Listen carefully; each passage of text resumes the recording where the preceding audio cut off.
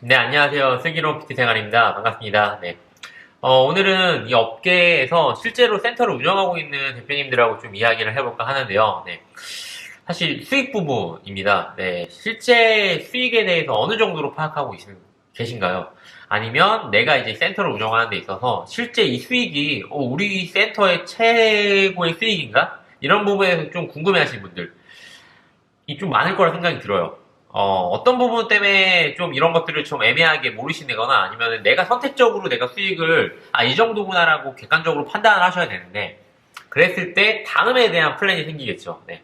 그냥 막연하게, 우리 팀이 지금 조금 더 부족할 것 같아. 아니, 우리 팀이 좀 더 동기가 올라가면 잘할 거야. 이렇게 생각하시면 안 되거든요. 내가 잘해주면 잘하겠지. 이렇게 생각하시면, 이거 사업 운영하기 좀 힘드실 거예요. 네. 그래서 어떤 부분에 대해서 수익을 좀 우리가 안정적으로 또는 내가 평균적으로 가져갈 수 있을까에 대해서 좀 아셔야 돼요. 이 PT샵, 사실 대형 센터가 아닌 이 PT샵 같은 경우 인건비 부분이 가장 크게 저희가 지출이기 때문에 평균적인 매출을 내고 인건비 부분을 잘 조절하지 않는다면 실제로 대표가 가져가는 수익이 굉장히 적을 수 있어요. 네. 그래서 오늘 제가 이 영상을 찍고 유튜브로 올리는데 아마 대표님들이 공감하시는 분들이 좀 많을 거라 생각을 하고요. 그리고 제가 지금 여기서 오늘 하려고 하는 얘기가 어떤 건지 조금 그러니까 내가 지금 안 하고 있는 것이라면 꼭 한번 해보세요. 그리고 이게 단기간에 나오진 않아요. 왜냐하면 데이터가 필요한 거기 때문에. 그래서 이 데이터를 잘 쌓아서 한번 우리 팀, 우리 센터에 한번 적용해 보시고 그 다음 필요한 게 뭔지 빠르게 볼 수 있는 눈을 가졌으면 좋겠습니다. 네. 네, 일단 저는 센터 2개 정도 운영하고 있어요. 네, 그러고 제가 이제 이 센터를 운영하기 전에 대형 센터에서 PT 관리자로 일을 했습니다. 네, 일반 PT로 시작을 해서 시니어, 그 다음에 팀장, PT 매니저까지 일을 해서 한 7년 정도 일을 했는데 여기서 이제 중요한 걸 뭘 배웠냐면은 모든 것을 이 센터에서 발생하는 모든 것을 수치화하는 걸 배웠어요. 네. 숫자로 말할 수 있어야 됩니다. 뭐냐면은 이 매출, 그 다음에 지출, 그 다음에 뭐 총 회원수, 그 다음에 내가 한 달에 회전하는 수업량, 그리고 또 뭐가 있겠어요? 트레이너에 관련된 모든 것들을 숫자로 말할 수 있어야 돼요. 그냥 감으로 이렇게 말해서 내가 이 트레이너에 대해서 아니면 이 센터에 대해서 이 팀에 대해서 그냥 감으로 이 팀은 이런 팀이야 라고 말하면은 사실 그게 답이 될 수 있지만 진짜 촉이 빠르거나 진짜 내가 감이 좋거나 빨리 이 팀, 이 사람을 파악할 수 있는 사람이라면은 분명히 그 감 때문에 빠르게 캐치를 해서 그 팀을 움직일 수 있겠는데 대부분 그게 안 되시는 분들이라면은 또는 안 될 거예요. 저도 힘들어요. 그 감이 계속해서 촉각이 이렇게 세워지지 않거든요. 안테나가. 그렇기 때문에 숫자로 그 팀을 또는 그 사람들, 이 센터를 말할 수 있어야 돼요. 우리 센터는, 우리 팀은, 우리 트레이너들은 어떻다라는 것을 이 숫자로 얘기를 할 수 있어야지 이 팀에 대해서, 이 트레이너에 대해서, 그 다음에 이 센터에 대해서 객관화를 할 수 있어요. 그래서 그 객관화가 시작이 되면 실제 지출을 우리가 어느 정도로 잡고 매출을 어느 정도로 잡아서 손익분기점을 어느 정도 넘겨야지 그 넘기는 그 시점부터 이 센터 대표가 가져갈 수 있는 실수익 가능성이 높습니다. 알겠죠? 그냥 감으로 또는 이렇게 팀 했으니까 우리 선생님들은 이렇게 생각하시면서 센터 운영하시면 분명히 힘든 시기가 올 거예요. 그러고 내가 진짜 얼마 버는지도 모르겠네 라고 생각이 드는 그 순간이 올 거예요. 알겠죠? 자, 그래서 얘기를 한번 해보도록 할게요. 네. 저희 사업은 초기 비용을 제외하고는 사실 인건비랑 세금 부분이 가장 큰 지출이에요. 매입을 계속하지 않는 사업이기 때문에 저희는 이제 매출이 발생하면 그 달에 인건비, 그 다음에 세금을 제외하고 그 남는 부분이 저희 실수익이 됩니다. 그렇죠? 그렇다면 인건비를 우리가 어느 정도로 측정을 하고 어떻게 구인을 했을 때 어떻게 돈을 주겠다, 이 월급을 어떻게 주겠다 이런 부분에 대해서 좀 잘 계획을 세우셔야 되는데 그랬을 때 이제 매출을 또 어떻게 발생시킬 건가? 그러면은 내가 지금 이 인건비 부분에서 요 정도는 트레이너한테 줘야지 라고 해서 딱 플랜을 짰으면 그렇다면 정직원을 할 건지 프리랜서를 할 건지 이것도 좀 정해야겠죠?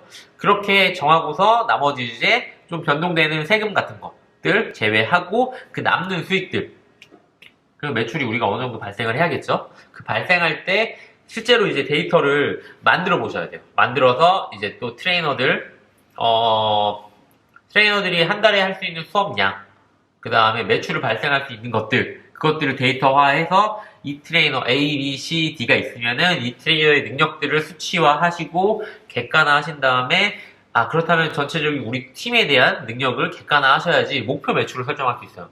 그 목표 매출을 설정을 하시고 항상 그 목표 매출을 달성하게끔 그 숫자, 데이터, 보고서를 보시고 이번 달에 이렇게 가야겠다. 이번 달에 이걸 선택해서 집중을 해야겠다. 관리자한테 지시를 하셔야 돼요. 그랬을 때 관리자도 그런 과정을 통해서 내 대표님이 어느 정도 캐치하신 다음에 그거를 나한테 알려주기 때문에 내가 이렇게 움직여야지 라고 알 수 있어요. 근데 거기서 이제 조금 더 숙련된 또는 그런 시야까지 보이는 관리자라면은 조금 더 높은 시야를 가지고 대표자가 할 일을 그 팀장이 할 수 있겠죠. 그런 식으로 객관화가 되신다면 아마 내가 이제 수익을 이 센터가 지금 나한테 가져가는 수익이 매달 이렇게 가져올 수 있겠구나. 매출이 이 정도 발생을 하면 이 정도 내가 수익이겠구나 라고 알 수 있을 거예요. 네. 그래서 조금 더 내가 보고서를 받을 때 또는 보고서가 지금 없다면은 그런 부분에 대해서 계속해서 만드셔야 돼요. 어떻게?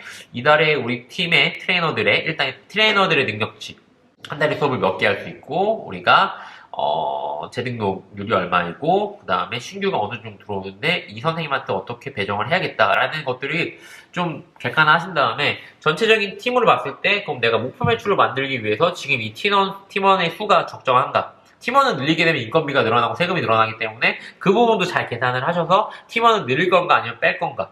그래서 매출을 더 늘릴 건가 아니면 줄일 건가?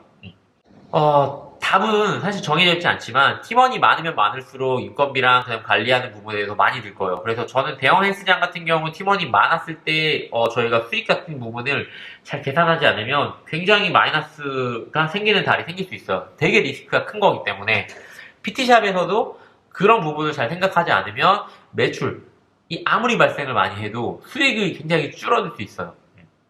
제가 그래서 앞전 영상에서 왜 계속 트레이너들을 정직원으로 고용했을 때 수업료를 50% 이상 못 주는지에 대해서 얘기를 한 게 실제로 계산을 해보고 경험을 해보니까 이런 부분들이 생기더라고요. 네. 그래서 만약에 지금 이 센터를 운영하시는 분들이라면은 꼭 그런 데이터들을 숫자로 말할 수 있게 그런 보고서나 아니면은 나만의 정리 형식을 만들어서 말할 수 있어야 된다고 생각을 해요. 그랬을 때 그 시야가 보일 거예요. 이달에 내가 지금 수익을 평균화를 맞추기 위해서 뭐가 필요한지 보일 거예요.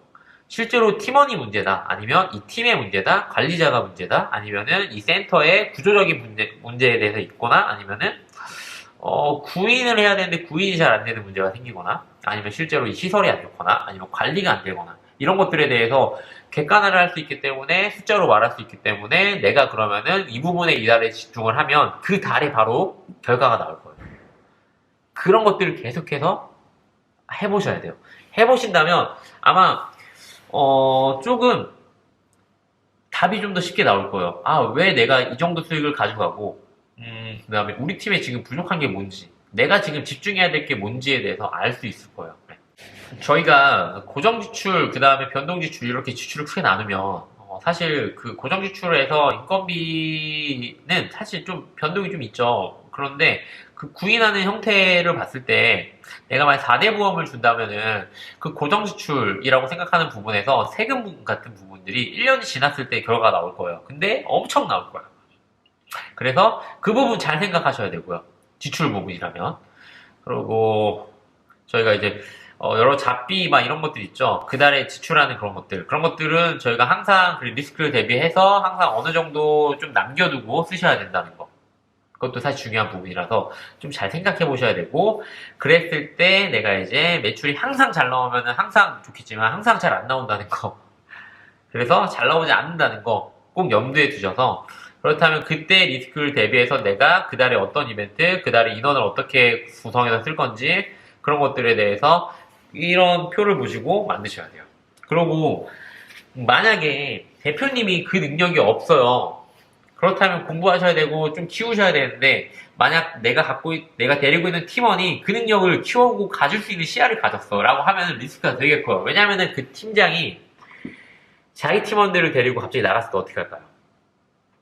그런 팀원이 또 올 거라고 기대를 하시면 안 되겠죠.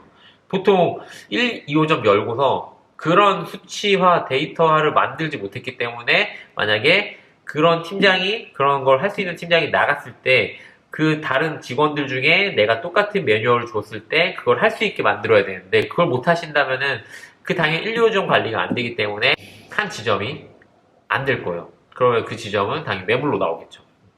뭐 그런 것들 생각하시면은 능력이 너무 좋은 팀장, 뭐는 이런 관리 인원이 양날의 검이라고 볼 수 있어요. 예, 있을 때는 좋은데 나가게 되면 리스크가 되게 커요. 그래서 일단은 대표님들 센터를 만드신 분들이 그런 것들을 볼 수 있는 시야가 생겨야 돼요. 알겠죠?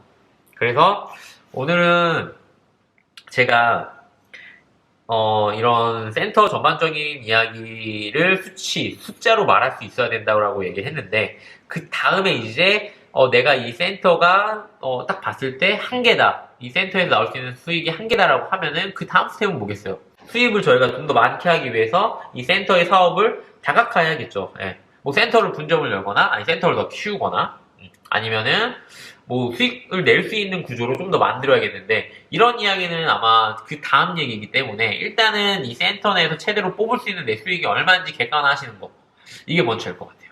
그래서 숫자로 말할 수 있는 데이터 그 다음에 보고서 형식을 만드시는 것부터 시작인 것 같아요. 이게 안 되신 분들이라면은 먼저 시작을 해보시고 그 다음 단계가 있을 거라 생각이 드니까 그 다음에 내 센터가 이게 최고구나 이게 최선인 것 같구나라고 판단이 되시면 그 다음 단계로 분점을 열거나 아니면 다른 사업을 해보시거나 파일을 키우시거나 이렇게 가시면 될 것 같아요. 아시겠죠? 자, 그러면 오늘 긴 영상 시청해주셔서 감사하고요. 저는 이만 인사드리도록 하겠습니다. 자, 슬기로운 PT 생활이었습니다. 감사합니다.